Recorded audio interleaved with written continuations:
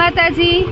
તો આજે અમે રેડી થઈ ગયા છીએ અને જાય છીએ અમે ભીચરી છે, રાજકોટથી થોડુંક જ દૂર આવેલું છે। ત્યાં એક સરસ મજાનું મંદિર છે અને ઘણા બધા વૃક્ષ છે, સરસ ખૂબ જ મોટી જગ્યા છે। અને તમે ત્યાં જાશો એટલે તમને એવું જ લાગશે કે તમે સાપુતારા જતા હોય ને એવો મસ્ત ગોળ ગોળ રસ્તો છે। તો અમે બધા અત્યારે રેડી થઈ ગયા છીએ। ધારા ખુશ ચાહત ને ધ્યાનનું પણ રેડી થઈ ગઈ છે, જીંકલ ને એમાં ભાભી ને બધા જાય છીએ અત્યારે। તો અમે અત્યારે રસ્તામાં છીએ। ચાલો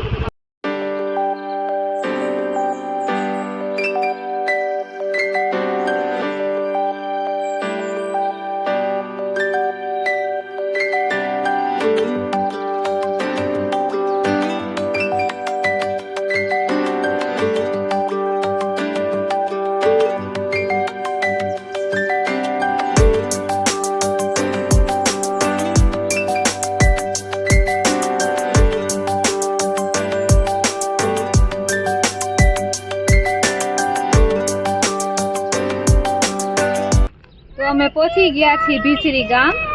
અને અહીંયા ભીચરી ગામ છે, એક ભીચરી માતાજીનું મંદિર છે, ખૂબ જ સરસ મજાનું છે, ઊંચાઈ ઉપર આવેલું છે। અને અહીંયાથી જવાનો રસ્તો શરૂ થાય છે માતાજીના મંદિરે। અને આપણે જાણીએ છીએ કે માતાજી હંમેશા ઊંચાઈ ઉપર જ બિરાજમાન હોય, તો આપણે માતાજીને મળવા માટે ઊંચાઈ ઉપર ચડીને જવાનું છે। અત્યારે રસ્તો ખૂબ જ મસ્ત મજાનો છે, મજા આવે એવો, તમને એવો જ લાગશે કે આપણે માઉન્ટ આબુ કે સાપુતારા જતા હોય ને એવું જ તમને ફીલ થશે। તો તમે અત્યારે અમે પૂછો કે કેવો રસ્તો છે, તો આપણે જવાનું શરૂ કરીએ। ચાલો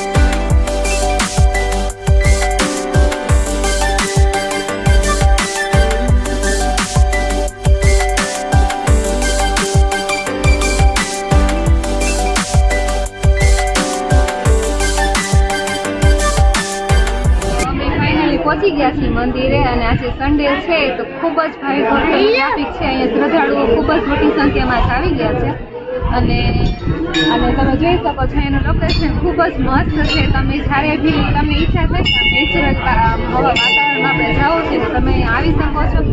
અને અહીંયા ભીસરી માતાનું મંદિર છે તો એની ઘણા લોકો માનતા પણ રાખે છે મીઠાની કોથળીની. તો કોઈને સાંધાનો દુખાવો હોય, પગનો દુખાવો હોય, શરીરમાં કોઈ પણ પ્રકારના ડાઘ હોય, ખંજવાળ આવતી હોય તો તમે માનતા કરી શકો છો અને માતાજીની શ્રદ્ધાથી એ માનતા તમારી સફળ પણ થશે. તમારી જે પીડા હોય દૂર પણ માતાજી કરે છે. અને ખરેખર ભીસરી માતા છે એ ખોડિયારમાંનું સ્વરૂપ છે. અહીંયા 7 પથ્થરની શું કહે પ્રતિમા બેસાડવામાં આવેલી છે અને અહીંયા એક લપસ્યાની પણ એક સરસ મજાની તમને મજા એક પથ્થર એવો રાખેલો છે કે જ્યાંથી તમે લપસ્યા ખાઓ તમને નાના બાળકો જેવી જ ફિલિંગ આવશે. અને એની પણ એક માનતા જ તમે જોઈ લો કે કોઈ એવી માનતા તમે હોય તો તમે લપસ્યા ખાઈને તમારી માનતા પૂરી કરી શકો છો. ખરેખર ખૂબ જ મજા આવે એવું અહીંયા મંદિર છે અને ઊંચાઈ પર આવેલું છે એટલે તમને ખૂબ જ મજા આવશે. અને અહીંયાનું વાતાવરણ એટલું સરસ છે કે શરીરમાં તમને કોઈ પણ પ્રકારની બીમારી હોય તો તે દૂર થઈ જાય છે. તો તમે અને રાજકોટથી ખૂબ જ નજીક આવેલું છે ભીસરી માતાનું મંદિર. તો તમને અહીંયા આવશો તમે ચોક્કસ મજા આવશે. અને અહીંયા એક મંદિરની બાજુમાં એક કુંડ મૂકેલો છે જ્યાં પાણીની અંદર તરતો પથ્થર મૂકવામાં આવેલો છે. તો તમે જોઈ શકો છો કે પાણીની અંદર એ પથ્થર તરે છે અને એવી માન્યતા છે કે તમે એમાં સિક્કા પથ્થરની ઉપર નાખો તો તમારી વિશ પૂરી થાય છે. તો તમને કોઈ પણ પ્રકારની શરીરમાં દુખાવો કેવું હોય તો તમે માનતા કરી શકો છો. મીઠાની કોથળી માનતા કરી હોય તો તમારે 2 કોથળી ચડાવવાની રહેશે. અહીંયા આજે મહાપ્રસાદનું આયોજન કરવામાં આવેલું છે. જનરલી દર રવિવારે કોઈ વ્યક્તિની ઈચ્છા હોય કે મારે આજે પ્રસાદ લેવો છે તો તમે અહીંયા મહાપ્રસાદનું આયોજન કરી શકો છો અને ખૂબ જ મજા આવી સરસ મજાની જગ્યા છે.